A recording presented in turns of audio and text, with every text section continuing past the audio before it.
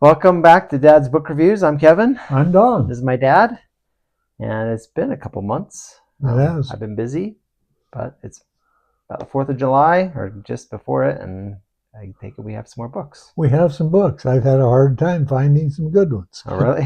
Gone through a lot of I've bad read ones. a few questionable ones, ones that I didn't want to share. Okay. The Lone Wanderer by Georgiades, a.k.a. PathOfPen. The series type is a core building fantasy. There are 4 books in the series. It's not finished, and the books are 522 to 748 pages long. Percy is our hero of our story, and he was born with little hope of standing out, just another face in a world that was ruled by bloodlines and class. In this world, if you have a core, you have magic. The lowest core is red. That's the garbage level, and he's a red core. If you've got orange, yellow, green, blue, or blue-green, I don't remember exact. Anyway, on up in power, you get more and more powerful with bigger and more powerful spells. The trouble is it takes a long time to get from red to orange, a longer time to get from orange to yellow, and an inordinate amount of time to get from yellow to green. So he's born with a red, and they usually don't spend any resources on people in the family that have a red core because they don't live long enough to be able to develop their core to a level where they're a powerful family member. It takes hundreds, thousands of years, and each core level makes you live longer. But you run out of time if you start with red. So he's started with the lowest core level, and he was mocked as a waste of space and resources by his family in a world where family had to stick together to survive. This entire world is governed by families. And if you're not powerful enough, someone comes and takes everything away from you. So you need these powerful cored people to be at the head of your family to keep from getting wiped out. He was always been overlooked by his peers, and he's scorned by the powerful. But through his hard work, he was able to advance his core to orange. Now, bloodline determines what a family's magic can be. And his family bloodline is clone. So people in his family that are powerful have the ability to clone themselves. The clones are more powerful than they are, but they're not as smart. And so you can make this army of clones and do all kinds of damage if people come after you.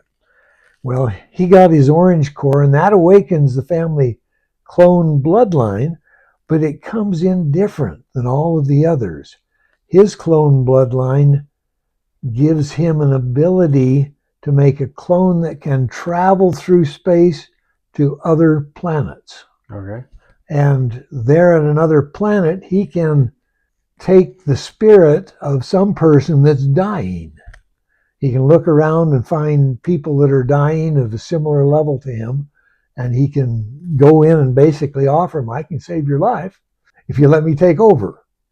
And so he goes and does this several times, and each time he gains knowledge and power and skills and stuff that no one knows about this, because if it's known, the entire system will come down on him and lock him away to be used by the powerful to accomplish what they want rather than what the family wants. And so the only one that knows it is his sister and the bloodline patriarch. So can other people go to other worlds, or he's the only one that's He's the only one that has this skill.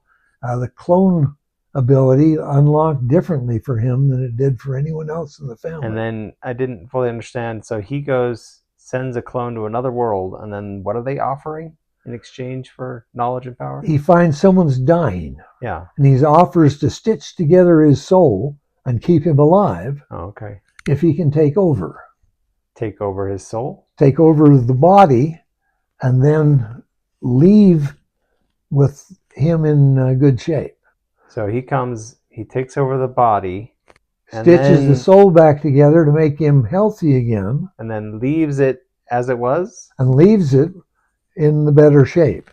and somehow that increases his power and knowledge. Well, he gets to learn things from each of these worlds, learn techniques, learn secrets. He can get boons. He can get bloodline abilities and things like this. So by stitching together these people's souls on another planet, he's able to learn and grow from that experience, and the clone can bring it back to him. That's right. Okay. And the clone comes back and merges with him, and he becomes a composite of the two of them.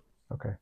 And so by cloning, the clones are like gaining bloodlines and things by going into other people? Yes. Sounds like he could become this infinite guy. He can become this really strong guy if he can live long enough. If anyone finds out about this power, he's toast.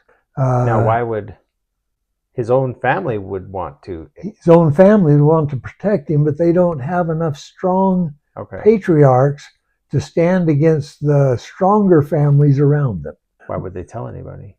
Well, he starts doing things that he shouldn't be able to do.